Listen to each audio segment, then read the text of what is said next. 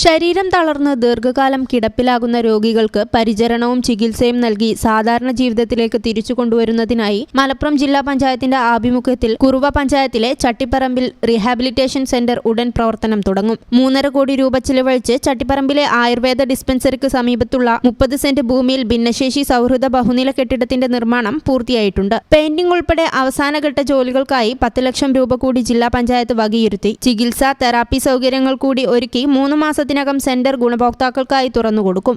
അപകടങ്ങളിലും മറ്റും നട്ടെല്ല്, സുഷുമ്നാ നാഡി തുടങ്ങിയവ തകർന്ന് ശാരീരികമായി തളർന്നവർക്ക് മെച്ചപ്പെട്ട ചികിത്സയും ഫിസിയോതെറാപ്പിയും പുനരധിവാസവും ഉറപ്പാക്കുകയാണ് പദ്ധതിയുടെ ലക്ഷ്യം. മെഷീനറി വസ്തുക്കൾ വാങ്ങുന്നതിനായി ജില്ലാ സാമൂഹിക നീതി ഓഫീസറെ നിർവഹണ ഉദ്യോഗസ്ഥയാക്കി പദ്ധതി വെച്ചിട്ടുണ്ട്. ഡോക്ടർമാർ ഉൾപ്പെടെ ജീവനക്കാരെ നിയമിക്കാനുള്ള നടപടികളും സ്വീകരിച്ചു വരുന്നു.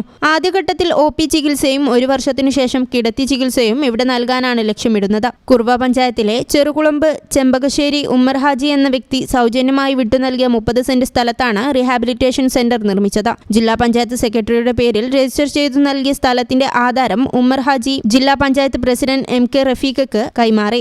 പ്രസിഡന്റിന്റെ നേതൃത്വത്തിൽ ജില്ലാ പഞ്ചായത്ത് അംഗങ്ങൾ ചെട്ടിപ്പറമ്പിലെത്തി പുനരധിവാസ കേന്ദ്രം കെട്ടിടവും അനുബന്ധ സൗകര്യങ്ങളും പരിശോധിച്ചു.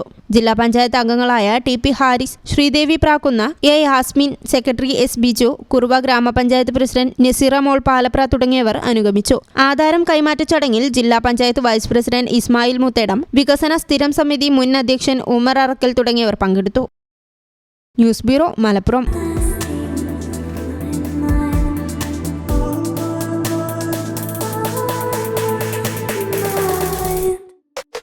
Happy moments, timeless creations. Wedding collections from Kavita Gold and Diamonds.